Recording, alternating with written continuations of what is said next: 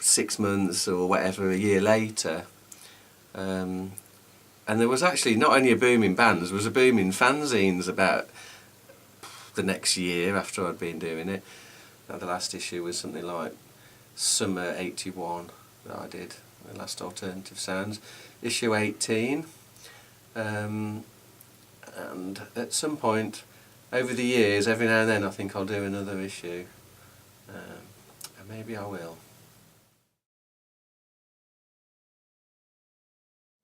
Jerry Dammers had these songs, and he wanted to form a group which kind of was different from the regular punk rock stuff, you know, 2.5 chords and a song with bored in the title. And he wanted it to sort of be a mixture of, sort of, had the energy of punk rock, but like played songs. One thing that Jerry and I really were kind of obsessed about at that point was a new drum rhythm in reggae called a rockers or the steppers beat, which had the bass drum going on every beat. You still had the one drop on the snare, but it was a boom, boom, boom, boom, boom, boom, 1, 2, 3, 4, 1, 2, 3, 4, 1, 2, 3, 4. Instead of the earlier reggae, which had 1, 2, 3, 4, 1, 2, 3, 4, 1, 2, 3, the single one drop. So the rockers beat gave you that sort of pulse on the bass drum that was all there all the time. And we discovered that you could do all kinds of other things with it, because we'd always been interested in mixing rock and blues and reggae. That's what I took down to those initial jams down in the Holyhead Youth Centre. Jerry, I feel like cherry-picked the musicians that he'd worked with, and me. You know, I'd known him since our days together at the Lanchester Polytechnic. I started in 72, he started in 73. So when he graduated in 1976, he called me and said, you know, I've got this group, I want to get together. Do you want to be part of it? He knew I played bass because he'd been to see the bands that I was in, and you know, I'd obviously impressed him. We started rehearsing with some other musicians, and then as time went on, I think we were both starting to feel, perhaps Jerry more than me, that we were two band leaders in the same band, and maybe, I don't know, but I was still enjoying what was going on. But it got to a point where I found out about a rehearsal that I obviously wasn't supposed to know about, and so I turned up anyway. And as I opened the door, first person I met was Linval, who wasn't at the previous rehearsals that I'd been present at. So I immediately realised that Jerry was replacing me with Linval, and so that's how I was in the specials, but I actually wasn't at the same time. And there was this really interesting music that I was playing with Jerry and these other guys, you know, Linval and Silverton and Roddy, and then Terry, and then eventually Brad.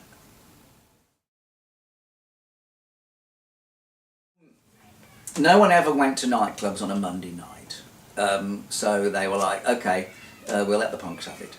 So we had this, I think it was 40p in, so we would borrow a PA, usually Ray King's, and set that up, and we would go on first, which was great for me because then I could go home and get up for work the next day, and you know, a local band would headline, and that was kind of, I suppose, not through the back end of 1977 and beginning of 1978. So it went on for quite some time. So again, that was us, you know, learning our trade, and we did pretty good. But it was because, you know, the audience there, and you know, no one else had gigs on a Monday night, so that was our night. Pete Waterman played the records, and he liked us, and he took us down to a studio in Berwick Street, and we recorded some demos. I knew Dammers because he was a party animal like myself at the time, so we kind of saw each other a lot. And he asked me at the Domino's to sort of would I play guitar? And I forgot all about it. Next thing I know, there's him and Peter Waterman, you might have heard of. Oh yeah, absolutely. Banging my door the next morning, I'm going like, oh, right, swearing. Right, so got my clothes on, told the wife I'm going to London, there's some recording. And then he took them to record companies. But A, the demos weren't particularly good, and B, we weren't fully formed, and C, no one in the industry got it. So, which is probably just as well. But it was another step. You know, we then entered a recording studio, so we kind of learnt, you know, how to make records. I used to live in Broad Street in Vosel, and there was an old ramshackle garage, not a garage, a shed in the back garden, and I didn't drive anyway, so even if it was a garage I couldn't have used it for anything. And so what I did was I knocked it down with no planning permission or anything. I didn't even think about anything like that. I just knocked it down and built a shed out of chipboard and bits of bloody 4x2 timber, and built a little studio, and had a 4-track machine on then. 76 goes into 77, and during 77 I think John Bradbury, who had known since the early 70s as well, had come back from his university degree course and was working in the Virgin record shop. And so he, one day Elvis Costello was watching The Detectives, came into the shop, and I was there talking to him, and he played it, and we both went, "Wow, you know, this is just exactly what we want to be trying to do. Let's make our..." It was Brad, to give him credit. It was Brad who put the idea there. Let's make our own record. Let's just make a single, because that's what everybody else is doing. Why don't we make a single? How can we do it? So the obvious thing was to approach Roger Lomas, because I'd known Roger since I was a teenager. He lived in Vosel like I did.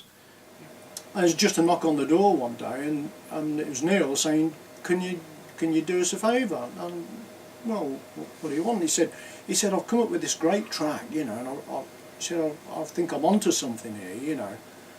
And he said, "Can you just give us an hour or two just in your studio?" He said, "I've got no way of putting it down, you know."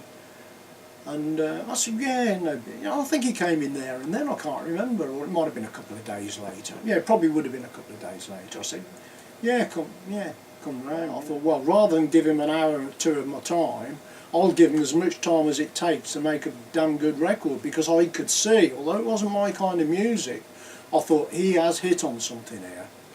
So Brad and I went in there, and over about a 3-month period of doing it whenever we could, we recorded this instrumental track I had the melody for, and the drum beat was mine, and I played the bass on it, and we got Brad's brother-in-law to play the trombone.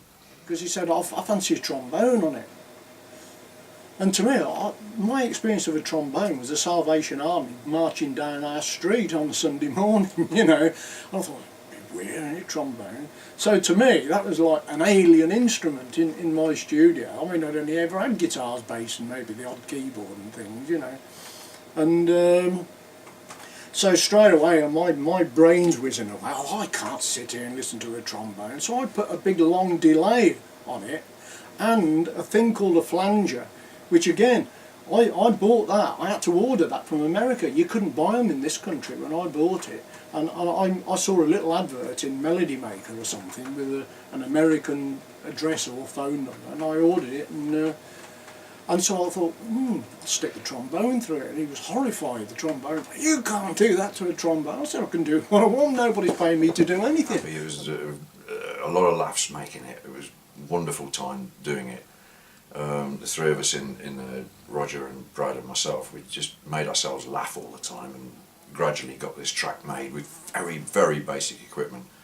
And I called it Kingston Affair by the Selectors, and went up to a place in Borsal Common to make an acetate, a one-sided temporary record that you could only play a few times, and made a mock-up out of black paper with white ink, and that's the item that exists in the Coventry Music Museum right now.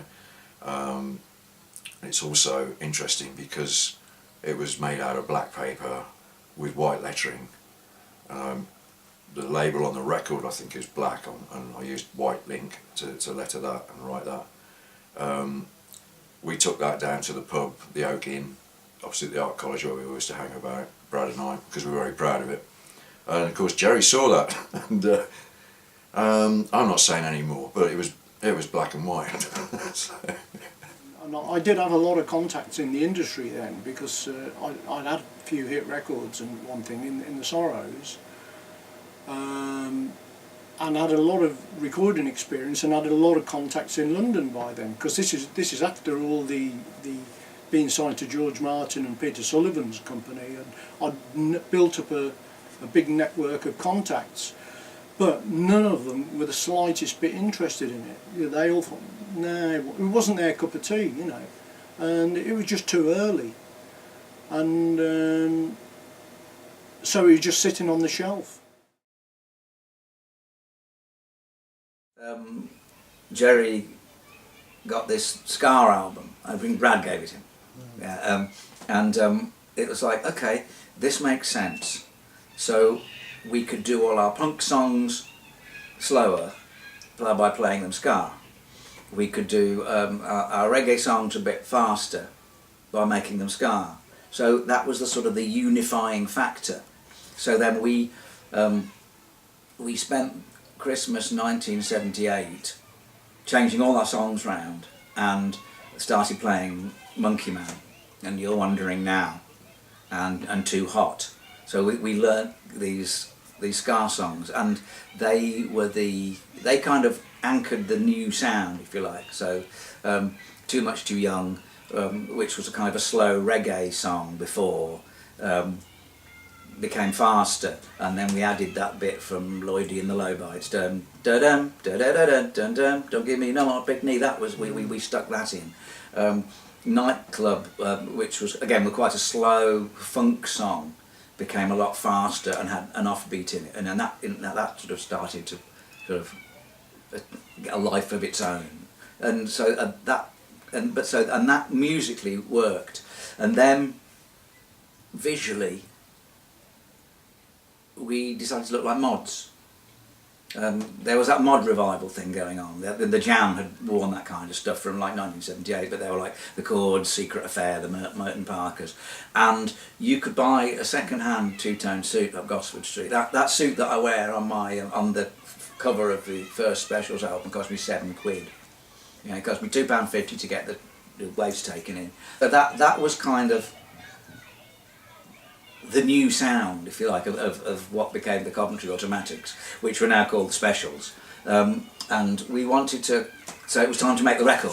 So we borrowed £1,500 from Jimbo O'Boyle, which was a rather shady character who we met, who I didn't actually meet him, but who Jerry and Roddy and them both knew from going to the Domino after Mr. George's closed on a Monday. Those people who wanted to drink a bit more would go next door to the Domino, and they met Jimbo, and he lent us this money. He gave Jerry and the band X amount of cash to go and record in Horizon Studios that used to exist opposite the railway station. It's now a verge to a car park, unfortunately, so that's how much Coventry cared about that particular heritage building. It's an old British Old Railways Victorian building that any other city would have saved and treasured, but alas.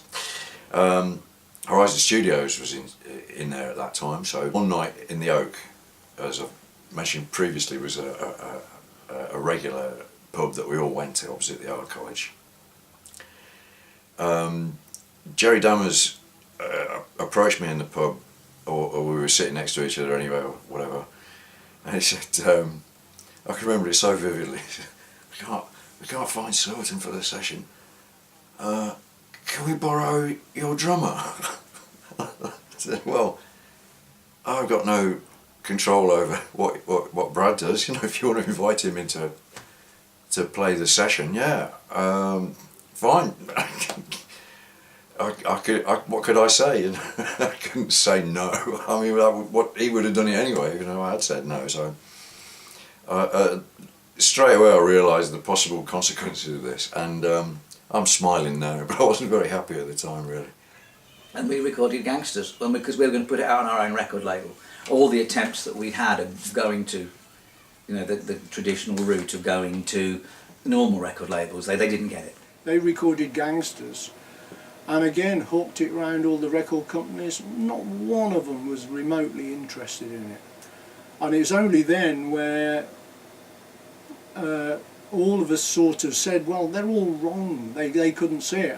And although, like I say, ska wasn't my kind of thing, I was on the road with the Specials doing all of their gigs, mixing their sound every night. And I could really see there was a massive following with this, and there was no shadow of a doubt in my mind it was gonna work. Back then, you had your own record label. You know, you could release it on via Rough Trade or Pinnacle. You could get it reviewed in New Musical Express, Sounds, Melody Maker, and if you were lucky, there was a fair chance John Peel could play it.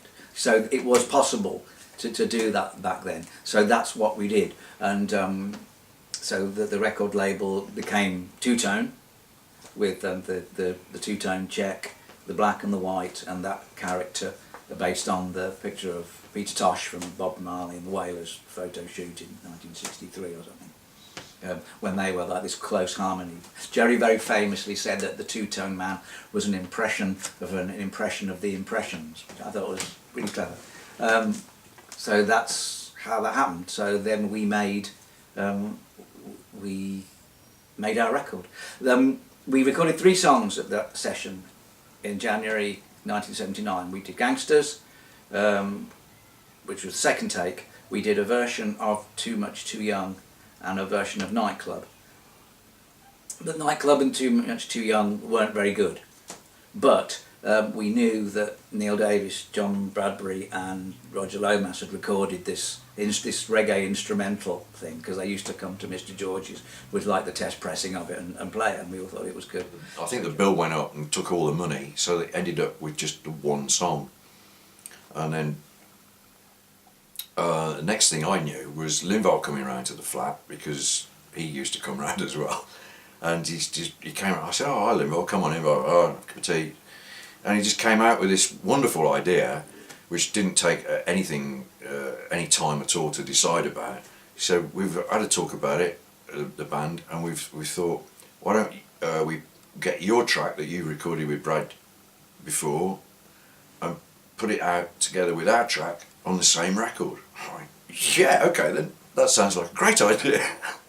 So they said, look, can we license the track off you? And you know, because they only had Gangsters, they didn't have another track to put on the B-side. Kingston Affair was then renamed the Selector at that point, and the S was dropped off the band name, so it was the Selector by the Selector, which I thought was just interesting and confusing and enigmatic and probably daft, I don't know, but it intrigued me. I liked the way I changed the spelling of it, and now it just the Selector in a singular. It just seemed to have a sort of better feel to it than Kingston Affair, so I was quite happy to change the title. So Jerry said to Neil, "Hey, just put an offbeat guitar on that, and we'll put that on the B-side of of Gangsters," because that was like the reggae thing to do. You know, you had two different and a different artist or a version on the other side, so that's why it was the Selector versus the Special, because that's how the sound system battles went on, you know, Jazz Shaka versus Coxsone or whatever. So that was all part of the sort of the style, the vibe of the sort of the Jamaican thing and the sort of the UK punk thing.